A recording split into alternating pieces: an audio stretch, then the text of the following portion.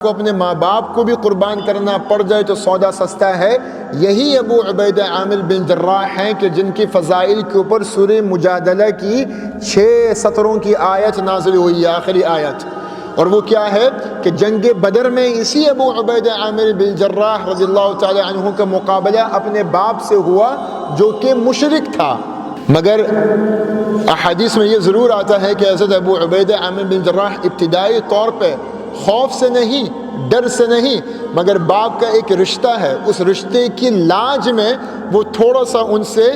دور ہو رہے تھے، چاہ نہیں رہے تھے کہ ان کا سامنا ہو، مگر جب سامنا ہوا، حق اور باطل کی جنگ ہوئی، اسلام اور کفر کی جنگ ہوئی، بھلے وہ باپ ہی کیوں نہ ہو، تو حضرت ابو عبیدہ عامر بن جراح نے اپنی ہی اسلام کی تلوار سے اپنے باپ کی کفر کی تلوار اور گردن کاٹ ڈالی۔ بہت ساری جگہوں میں